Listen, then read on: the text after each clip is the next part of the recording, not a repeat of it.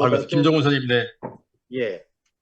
그렇다면은 지금 일본이라는 나라는 국가 신도라는 게 배경이라든가 또는 그런 게 있겠습니다만은 지금 흔한 얘기로 일본은 개인은 가난하지만 국가는 부자다라는 말이 있거든요. 그렇다면은 그게 아까도 잠깐 말씀 올렸습니다만은 국민들이 스스로의 어떤 희생 정신이 앞선가요? 아니면 국가 신도라는 그 철학이라고 그럴까요? 아니면 뭐 배경이라고 그럴까요? 그게 앞서서 일본 국민들이 이제 뭐 가난하게 그 전체 경제 규모에 비해서 국가는 부강하고 개인은 가난하다라는 말이 생길 수 있었으며 거기에 그렇게 순응하면서 네, 살아가는 모습을 저는 어떻게 봐야 될지 참 어렵습니다. 네. 우리 김정은 선생님이 중요한 포인트를 말씀하셨는데요. 아까 이제 최자영 교수님이 중앙 권력과 지방 분권, 그러니까 국세와 지방세를 비교하면서 중앙 권력과 지방 분권을 우리나라와 비교해서 말씀을 주셨고, 지금 또 김종원 선생님 하시는 말씀이 또 우리가 많이 이용하는 말이죠. 그죠? 일본 사람들이 개인은 가난하고 국가는 부자하다. 여기서 국가라는 말은 이제 지방과 중앙을 다 포함할 것인데, 포함이 그 된 말을 거겠죠. 좀 다른 차원으로 말하면 내가 이제 이찬우 선생님께 질문을 드리는 거예요. 개인이 가난하고 국가가 부자다는 말은 다른 차원으로 말하면 일본은 우리나라보다 공공 영역이 더 크다. 우리나라는 사적 영역이 강하고 사적재와 사적 영역이 강하고 일본은 공공재와 공공 영역이 강한 것인가? 이렇게 질문을 드릴게요. 이찬수 교수님, 이따가 대답을 주시면 좋겠고요. 자, 또 다른 분 질문 좀 받겠습니다. 네, 네, 저 질문, 네, 이용기 씨입니다. 네. 자, 네. 그 조직이 일치화되는 그런 힘, 능력이 특화되어 있다. 이것도, 제가 이제 일본을 안 좋아하는데도 불구하고, 이거는 참, 왜냐면, 이스라엘에서도 사실은 이런 조직력, 일치화된 능력이 특화되어 있는 걸로 제가 알고 있거든요. 이로 인한 이제 저력도 상당히 발휘되고 있는 걸로 알고 있는데, 다만, 이스라엘은 이제 하브루타 문화, 즉 질문과 토론 문화를 기반으로 한 일치력, 통일력 이런 부분들이 저는 되게 부러웠었어요. 이에 비해서 일본에서는 토론 문화, 인식이 어떠한가 이런 게 좀 궁금합니다. 네, 중요한 포인트네, 그죠? 예, 일본과 이스라엘을 비교할 때 일본은 하브르타라는 토론 문화가 있다. 뭐 이스라엘은 토론 문화, 소통 문화가 뭔가 이렇게 질문한 거네요. 좋습니다. 고맙습니다. 또 다른 질문 있을까요? 없으시면 예, 질문 여기까지 하겠습니다. 네, 네. 우리 김정은 선생님 말씀하신 것과 이용희 선생님 말씀하신 것의 심층은 비슷하게 통하는 부분이 있다고 생각이 드는데요. 일본이 그 개인의 희생 정신을 앞세우고, 아니, 희생 정신이 강하고 국가를 앞세우면서 이렇게 오늘날까지 부유한 국가가 되었었던 건가라는 질문을 하셨잖아요. 근데 그렇게 강요받았죠. 메이지 이래로 특히 멸사봉공식으로 개인보다는 국가 중심적 사회를 하도록 강요를 받았고요. 강요받은 것이 어느 정도 성공했습니다. 그게 사실 그게 메이지 때 강요받았다고 해서 되는 만의 문제는 아니고, 그전에도 일본이란 나라가 여기 막부 정권이, 그러니까 군사 정권이 800년 간 나라예요. 군사 정권의 특징 중에 하나가 개인의 목소리를 자유롭게 내기 어려운 구조이기도 하죠. 그러면서 그것이 특히 더 메이지 이래로 이 천황을 중심으로 하는 모든 막부랄까 군사 중심주의를 통합한 셈이 됐고, 그것이 성공했고, 그 과정에 국민들에게 멸사봉공적 정신을 요구했고, 그것이 내 개인의 희생으로 인해서 국가가 잘 된다는 것이 외형적으로는 적용이 되어서 일본이 급격하게 19세기 후반부터 이 20세기 한 중반까지 발전해 오는 계기가 되었죠. 근데 이제 그것이 그러한 일본적 상황이 위기를 맞이하고 있는 상황이라고 할 수 있습니다. 그런데 그 구조 바뀌는 게 굉장히 어려워요. 제가 오늘 강의에도 몇 번 나오는 내용입니다만, 어, 개인의 생각을 이렇게 노골적으로 표출하기가 굉장히 어려운 구조입니다. 어느 나라나 그렇고 우리나라 그런 측면이 있습니다만, 일본은 특히 더 그게 없이 어렵고요. 그러다 보니까 개- 사적인 영역은 철저하게 대신 보호받죠. 일본의 오타쿠, 무슨 뭐, 히키코모리, 그런 식으로 개인이 자기 마음대로 행동하는 듯한 그런 것이 한국보다 훨씬 앞서서부터 그래왔죠. 그게 집단주의 사회의 특징이거든요. 집단 사회에서는 밖에 공공의 질서에만 어긋나지 않으면 개인이 무엇을 어떻게 하든지, 관여하지 않는 분위기인 거죠. 그게 일본 사회에 굉장히 컸고, 상대적으로 우리 강천 선생님 말씀하신 대로 공공 영역이 한국보다 훨씬 넓죠. 크고. 그 대신 사적인 영역은 철저하게 자유의 이름으로 보장받는 그런 구조입니다. 우리보다 훨씬 더 한국에 비교해서. 그것은 그러니까 일본의 토론 문화가 취약한 형태로 나타납니다. 사실 저 일본 대학에서 강의를 해봤지만 이렇게 여러 군데 강의해 본 건 아닌데요. 한국 학생들 보다도 더 토론이 약한 것 같아요. 그 선생이 말하는 것을 그냥 받아들이는 경향이 더 크고, 물론 이제 저의 역량에 따라 다르고 학교마다 분위기가 다르긴 하겠습니다만, 제가 들은 바로도 이 토론하는데 익숙치 않아요. 물론 대학마다 다르긴 하다고 얘기는 듣고 그런 것 같아요. 그런데 대체로 이 주어진 것을 가지고 열심히 하긴 하지만 창의적인 얘기들을 자연스럽게 발산할 수 있는 구조는 오히려 한국이 더 커지지 않았을까 하는 그런 생각이 듭니다. 일단 이 예, 정도로 하겠습니다. 네. 감사합니다. 이제 시간이 다 됐기 때문에 그럼에도 불구하고 아까 뭐 안 나왔던 이야기 중에 하나인데 일본이 갖고 있는 원천 기술이 많잖아요, 유 교수님. 그죠? 네네. 일본이 지금 뭐죠? 아까 GDP 세계 3위 미국, 중국, 일본 다음에 일본인데요. 미국이 가지고 있는 원천 기술이 많은데 그 원천 기술의 뭐 이유가 아까 이야기한 대로 어, 서양의 문물을 빨리 받아들였고 그것을 또 개발했고 일본이 또 뭐죠? 자연 조건이 한국보다 훨씬 더 좋고 뭐 여러 가지 또 일본 국민성이 뭐 아까 이야기한 대로 뭐 국가를 위해서 일하고 뭐 집단을 위해서 일하고 하는데 이 교수님 생각할 때 원천 기술이 일본이 많이 가지고 있는 이유가 뭘까? 한마디로 뭐가 있을까요? 글쎄요. 아무튼 일본의 노벨 과학상이 무지하게 많은데요. 많이 나왔죠. 뭐 교토대학을 사실 중심으로. 사실 뭘 서양 문화 진작에 받아들이고 한국보다도 뭐 너무나 정말 100년 정도는 앞서서 수용하고 했었던 측면이 있지만 조금 더 좁혀서 얘기하면 전쟁 중에 배운 과학 기술이 굉장히 큰 것 같습니다.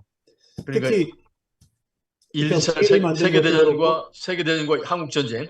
그럼 아니 청일전쟁부터요. 일본은 네네. 전쟁 역사입니다. 청일전쟁. 네네. 청일전쟁부터 저기 뭐 러일 전쟁, 중일 전쟁, 그다음 만주사건 대동아 네네네. 전쟁까지 계속 2차 대전 네네. 참여까지 계속 왔는데 우리 잘 아는 대로 중국의 731 부대라고 있었잖아요. 완전히 인간을 그대로 산채로 실험해서 각종 의료적 이 기술을 만들어내고 하는 것이 중국의 731 부대 박물관이 있습니다만 거기 정말 너무너무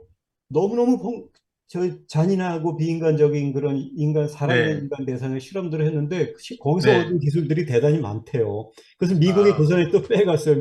그 731 부대 그 장교나 책임자를 처벌하지 않는 대신에 그 기술을 미국에 가져가서 미국이 다시 활용하고 그러긴 했다고 합니다. 근데 네. 어쨌든 좁은 의미에서는 전쟁 중에 얻은 과학 네. 기술이 굉장히 크게 작용했을 거라고도 봅니다.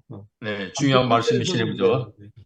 청일전쟁, 러일전쟁, 그 다음에 뭐죠? 아까 중일 대동아 전쟁, 전쟁, 그다음에 그리고 또 대동아 한국 전쟁. 전쟁. 네, 네. 감사합니다. 네. 오늘 한국 이런 전쟁. 기회를 통해서 일본에 대해서 더 많이 알았고요. 지금 시간이 좀 꽤 시간이 지났는데요. 남은 시간 이렇게 운영할게요. 한 말씀씩 뭐 코멘트 듣는 시간을 갖겠고, 그리고 우리 이용기 실장이 이제 어, 전체 여러분들에게 꼭 중요한 공지사항이 있습니다. 꼭 좀 들어주시면 좋겠고요. 공지사항 끝나고 난 뒤에 이 교수님 마무리 말씀으로 이 시간을 마치려고 합니다. 다시 한번 말씀드릴게요. 순번 돌아가면서 모두 다 한 말씀씩 간단한 코멘트를 주시고 이용기 실장께서 내년 1월 달에 할 공공정치 아카데미 워크숍 공지를 하실 거고요. 그 다음에 내년 1월 달에 중요한 1월 달에 그 설날 신정 때 새해 첫날 뭐 가벼운 점심 산행을 좀 기획하고 있습니다. 그거 안내할 거고요. 그리고 끝나고 난 뒤에 이찬수 교수님 마무리 말씀으로 마치도록 하겠습니다. 자, 이제 한 말씀씩 듣는 시간 가질게요. 지금 다 음소거를 하셨는데요. 제가 한번 불러보겠습니다. 김동일 교수님 한 말씀 마무리. 예, 다른 거 없고요. 오늘 말씀 잘 들었습니다. 네, 감사합니다. 감사합니다. 김동일 교수님 곧 발표하시죠? 예, 예, 준비하고 있습니다. 감사합니다. 부산에서 들어오신 정동섭 본부장님, 예, 수고하셨습니다. 부산 잘 되고 있습니까? 감사합니다. 네. 예. 박성희 교수님, 네. 오늘 일본의 어떤 공동체나 뭐 어떤 그러한 것에 대해서 일본 사람들이 갖고 있는 신도에 대해서 잘 들었습니다. 근데 이제 교육과 관련돼 가지고는 저희 평생교육에서는 마을 교육 공동체를 만들어 가야 된다 이런 이야기를 굉장히 많이 하는데요. 그거와 관련돼 갖고 일본 사례를 굉장히 많이 강조해요. 특히 어떤 교수님이 일본에 늘 자주 가셔가지고 그 이야기를 많이 하시는데 이 지역 공동체 커뮤니티 스쿨이 일본에서는 상당히 강화되고 있거든요. 네. 그런 측면에서 오늘 수업과 매우 이렇게 맥락을 잘 이해할 수 있어서 매우 잘 들었습니다. 네. 박 교수님 아까 그 말씀을 아까 주셨으면 그 이야기 좀 하면 좋았을 텐데 일본의 마을 공동체와 지역 교육 뭐 이런 이야기 좀 중요한 이야기인데. 예, 토론을 하다가 뒤늦게 이 책이 있지 하고 이 책을 보게 되었습니다. 네네. 네, 감사합니다. 네. 최수동 본부장님, 네, 넘어갑니다. 황경철 목사님, 네, 좋은 네. 배움, 네, 좋은 배움 감사합니다. 유익한 시간 감사합니다. 황 목사님 고맙습니다. 진금남 교장 선생님, 네, 오늘 말씀 잘 들었고요. 제가 2008년도에 한민족사 탐방으로 일본 오사카 중심으로 출장을 간 적이 있었는데 제가 느낀 것이 뭐냐면 그때 12월 초순이었는데 학생들이 아침 일찍 나와서 반바지를 입고 체력 단련한 것을 보고 정말 체력이 국력이라는 생각을 했었고 또 가장 일본에 대한 감정이 많이 배울 점이 많이 있다고 느낀 건 뭐냐면 일본 어디를 봐도 도시, 농촌, 휴지 한 장 없고 깨끗하고 친절하고 여러 사람을 위한 질서라든가 친절면은 우리들이 많이 본받아야 되지 않겠는가 그런 생각을 해봤습니다. 감사합니다. 네, 진금남 교장 선생님 감사합니다. 네, 일본 그렇죠. 네, 라파엘라님 연결이 안 되나요? 양승원 변호사님 넘어갈까요? 네네. 오늘 교수님 강의를 통해서 일본에 대해서 많이 배우게 돼서 감사드립니다. 이제 제가 우려하는 건 일본의 한 개인은 우리가 배울 점이 있을지라도 일본의 천황제와 군국주의적 집단 의식 그런 기득권층의 권력층의 의사결정 구조 이게 한일 관계에 있어서는 삼국시대부터 지금까지 계속 한반도 침략을 끊이지 않았던 것, 또 한반도를 유럽으로 가는 발판으로 여겼던 중국으로 가는 통로로 여겼던 한반도에 가장 많은 침략한 야만 국가라는 것이 가장 우려하고 있습니다. 예, 오늘 많은 유익이 있었습니다. 감사합니다. 네, 양승훈 변호사님 좋은 말씀 많이 주셔서 감사합니다. 네, 김중현님.